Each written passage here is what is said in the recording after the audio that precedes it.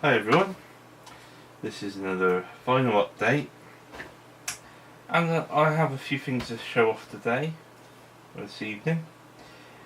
The last video I did accidentally got deleted, so I've had to sort of start it again, which is a bit of a disappointment. I don't know what exactly happened.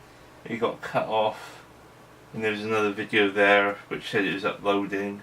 So I thought I duplicated it, but unfortunately I didn't, which is a pity. But I have been a bit busy recently, so I haven't really had enough time to do these videos. But so without further ado, begin. So what should I start off with? Yeah, I got this record. I've been sort of eyeing up this record for a little while. This is Main Source, Breaking Atoms. This is a classic hip-hop release from the early 90s, which it was really the calling card for people Nas makes his first appearance here, and the Large Professor, legendary producer, who actually also worked with Nas later on the Illmatic, he produced this record. He's one third of the group. The other two guys were Canadian. But yeah, classic album. Not the best pressing, but I'm just really glad to have it. And it also has Faking the Funk, which is a bonus track, which is cool. Got a couple more Alice Cooper records. The Last Temptation. This one is a really good record. This is his grunge era album, so you get an appearance from the late Chris Cornell on Stolen Prayer, which is one of the better songs actually on here. It's a good album. It's very much in line with the sort of back to basics trends in the 90s, but it never feels like he's jumping aboard the grunge bandwagon. Good album. This one isn't quite as good. This is Brutal Planet from 2000, and around that time you had new metal and stuff like Marilyn Manson being really big, and I kind of feel this is his attempt to sort of jump upon the bandwagon.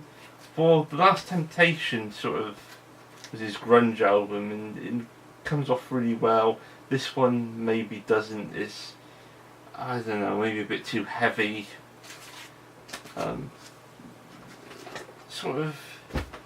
It obscures all the sort of theatricality and the campiness of his music a bit for me. Right, what else did I get? Yeah, 2 albums by Dr. John. This is his really weird one, Gree, which is a voodoo themed record. Really great album. If you like weird psychedelic music and you've never listened to this, track it down. It's a really great album. And this is Sun, Moon and Herbs, which is one of his more conventional sort of funk albums, although you've got some tracks like Zuzu Mamu, which goes back to the sort of voodoo themes of Gree. What else have I got? Yeah, I did a rare purchase off of Discogs. I don't usually buy second-hand records off of Discogs, but I got these 2 records, Out of Their Skulls and Skull Wars by the Pirates. Basically, this band sounds a bit like Dr. Feelgood, but they are actually one of the groups that influenced Dr. Feelgood in the first place. I know that sounds a bit convoluted, but Johnny Kidd and the Pirates were probably one of the few sort of British rock and roll groups who had much of an influence. You know, this is like before the Beatles, when basically the idea of British popular music wasn't world renowned like it is today. And like Johnny Green, this guy, he was a guitarist who played both the lead and the rhythm guitar, and Wilco Johnson from Dr. Feelgood tried to imitate him and come up with his own style.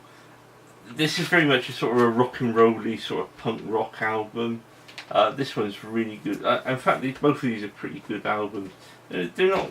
I'd rather listen to Dr. Feelgood, but they're really good. I mean, this one is a. I mean, this one's half live and half studio, and the live side on it is the better one. They did know they rock pretty hard. Also, interesting enough, I've got Badfinger. This is a green vinyl reissue. Wish You Were Here. This is their best album, in my opinion. This and Straight Up.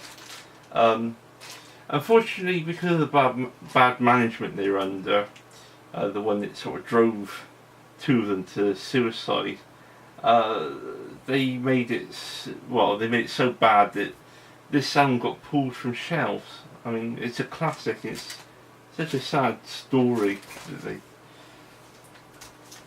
they didn't sell as many records as they should have. What else have I got? Okay, next up, Raspberries. This is the Analog Spark reissue of their debut. I mean, this is a record that basically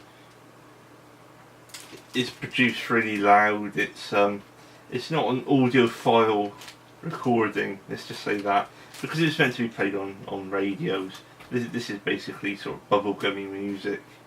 But Analog Spark, they've done a really great job on this. Go All The Way was actually sort of banned in the UK by the BBC, and that's a really big pity because it's one of the best pop singles from the 70s. I mean, really great. What else? Yeah, I got this one with Daryl Hall, John Oates, Abandoned Luncheonette. I used my last copy for an art project, so I've always been on the look for one, and this one's the original with the original insert in the Atlantic Company sleeve. So yeah, I really love this record. It's corny soft rock, but I like corny soft rock, you know. Right, got Per Ubu Les Haricots Sont Pas Soleils. Basically, this is a box set of their 3 pop albums. This pop is Per Ubu When, got Worlds in Collision. These are all in the wrong order. The Tenement Year, and last but not least, Cloudland, plus another record, B-sides and bonus tracks and stuff. Yeah, pretty pleased with that. I mean, those 3 albums are ones I have a soft spot for, although many fans don't. I don't usually show CDs, but this one I had to show off. This is Frank Zappa and the Mothers, Roxy Performances. Roxy and Elsewhere is one of my favourite live albums, and now they've released the complete shows, you know. It's one of those releases I never thought would happen, but it has. So yeah, Record Store Day was last weekend. I didn't actually buy much, you know. I went into the record store late, and after all the crowds have gone, and one thing I wanted to pick up, the Damned Evil Spirits. This is their best album in years. I mean, very psychedelic, more along the lines of Phantasmagoria era, the Damned, you know, rather than their earlier punkier stuff. But yeah, it's a great album. It's their best, and this one was on white vinyl. Also, I got this, which is another thing on white vinyl, and this was the only Record Store Day release I got. This is Briggs Sing a Song for You, which is it's a folk album. I've liked Anne Briggs' music for a couple of years. I once bought her first album at random a couple of years back at Record Store Day, and absolutely loved it. And this is her third one. This is more of a sort of an electric folk record. There's a full band on there. It feels a lot more fleshed out. Apparently Anne Briggs hated it so much she didn't want it released, and it did get released for 20 years. But this is a great album, especially on Summer's Inn, Hills of Greenmore, and there's also Some of the more sort of trad stuff, trad songs done without accompaniment. It's a nice mixture of self-penned stuff in the trad stuff. So that's about all I've got for now.